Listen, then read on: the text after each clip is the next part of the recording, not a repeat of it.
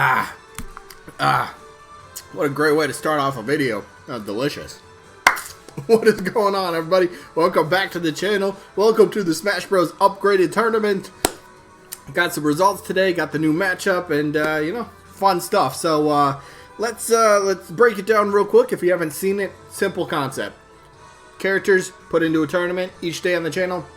I will upload, except for Sundays, I'll upload one of the matches from the tournament.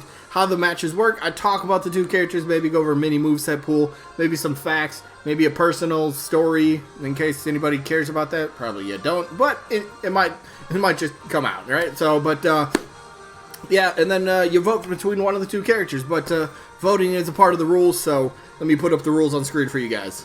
Alright, rule number one, probably one of the more important ones. I mean, they're all important, but rule one, you have to have a bit of an open mind for this tournament because it's all characters that have the potential to be upgraded into playable characters. So assist trophies, spirits, Pokemon, Mii costumes, background characters, that sort of stuff in Smash Bros.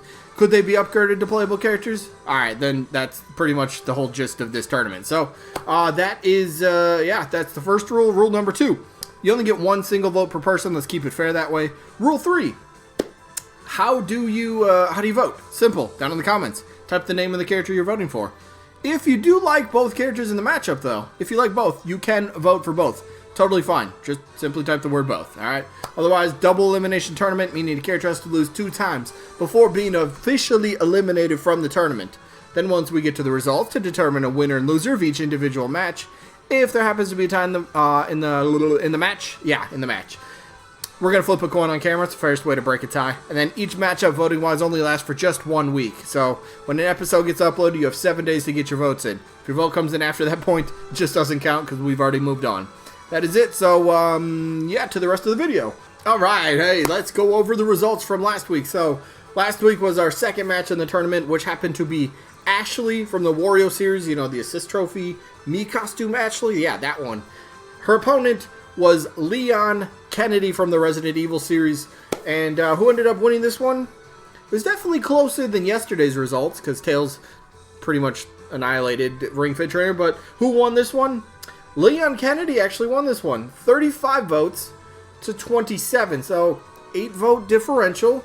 At least she put up a fight, right? That's pretty good. But again, she's not eliminated yet. She's just in the loser bracket now. But, yeah, congrats to Leon. He gets to move on to the next round where he will be facing off against Waluigi.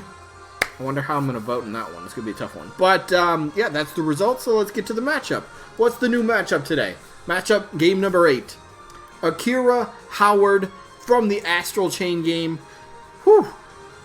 Potential off the charts. Potential off the charts. And we'll get to it. But Akira's opponent, Jill Valentine from the Resident Evil series as well. So look, Leon won. Maybe he could start to pass his good luck on to Jill for this matchup. We'll see how this one plays out. So let's start things off, right? Akira Howard. Now, this has been a character that's been rapidly kind of climbing up my want list. Just a character that the more that you get to learn about a character, the more that you're like, all right, how could they play in Smash Bros? And this is the cool thing. The Legion swapping mechanics. So Legions are like these robot mech type of deals that the player can summon and use and all sorts of stuff. So Legions are basically like these attacking... Think of them like as a second sort of player, as an example. If you want to go this route. You could do that, I suppose. But basically Legions, they all have like a specific sort of style. So you got Legions with arrows, so you got long range stuff, which would be pretty cool. You could, you know, for like a neutral special for the arrow one, just fire off one arrow. Maybe a side special, you could end up shooting off like, I don't know, like multi shots, you know, multi arrows, whatever it is, you know. So you get like shoot 3 arrows, so you know, diagonal upright, straight across, and then maybe diagonal down. So it'd be really fun. Maybe that could be a neutral air or something like that, but have good coverage like in front of you. Wouldn't have a ton of damage, but it would just good coverage. I think it would be fun. Other legions, you have a sword legion. Woohoo! More sword users. Don't worry, it's okay. Sword user, we get how sword would play. There is an axe wielder, so axe somewhat similar to the sword users, but still a different sort of weapon. You have a melee type of Legion, which would be really fun as well. Ooh, I want to get to this too. But, like, there's, what, 5 or 6 different Legions, different types of whatever, which makes the moveset so awesome. And that would be the special, the characteristic, the special trait, the gimmick of the character. Having these different... Look, I think that's where it would come in. Maybe... I'm trying to think of how it could... Look, with the extended time for Fighters Pass 2, there's more time to develop a character a little bit more. So Legion swapping with all these different moves, maybe like the neutral, maybe like special moves. Maybe a couple special moves would be different between each Legion, and then maybe smash attacks would be different between each Legion. That, you know, just to kind of maybe help development not take quite as long, but they'll still feel like they're their own sort of character, their own sort of whatever. So it'd be really fun. And then I didn't think about this, but in the game you drive around the city on your motorcycle. If you really wanted to, how about just put that in the moveset somewhere? Side special, that just immediately comes to mind. Wario's got his bike. Bowser Jr.'s kind of got his Koopa Clown Car Dash little thing that he does. So something like that just makes sense. There's already something in the game that you can use to put in onto this character. So simple, save a little bit of time for development purposes, which would be pretty fun. But again, the whole Legion thing would be tremendous, and I think it'd be so awesome. So yeah, here's kind of a picture. The Legion's kind of attached to you, and it flies around. In a way, not maybe not exactly, but maybe it could be somewhat similar to like an Ice Climber's type of character. You'll do an attack, and then the Legion will do a follow-up attack or whatever. So it's kind of like Ice Climbers in a way, but maybe a little bit smarter, I guess, or just different. So whatever. But Akira Howard, the main character, the male and female, yes, they are both Akira Howard. You can choose the male and become what, Akira, and then the sister is Officer Howard. Or if you choose the female, you'll still be Akira, and the male will be Officer Howard. So essentially, both characters are Akira Howard. So you could do the 4 and 4 swap for the palette swaps. You know, 4 males, 4 females. That's great too. Get some more diversity in there a little bit. So while it doesn't necessarily count as a straight up solo female character, it's still, people would still play as the female version, right? So tremendous potential, I think, and I think it's a franchise that Nintendo and IP that they're kind of like, all right, yeah, it did pretty well. We could potentially build off of this. Maybe put them in Smash Bros. To help have more people get eyes on the product and just see what they do, see what it is, see what it's all about, and then maybe take a chance and buy the game. You know, marketing and promotion in Smash Bros. That's never happened. Yes, yeah, we know that was a joke, but it's Nintendo's game. If they want to do that, they can. So let's talk about Akira's opponent, though. Whew. Jill Valentine, Resident Evil. You want to go down the solo female path? I present to you one of the biggest names in gaming history for a female character. Been around for decades. The Resident Evil 3, the remake one, right? Or it was the remake one that came out. She was in that game. So if they really wanted to, because again, we have the Resident Evil 5? No, Resident Evil 3, the first one. We have an old Jill Valentine, what I'm trying to get to here. We have an older Jill Valentine for her spirit. So what could you do for her new spirit, right? You can't just use the same one that they have.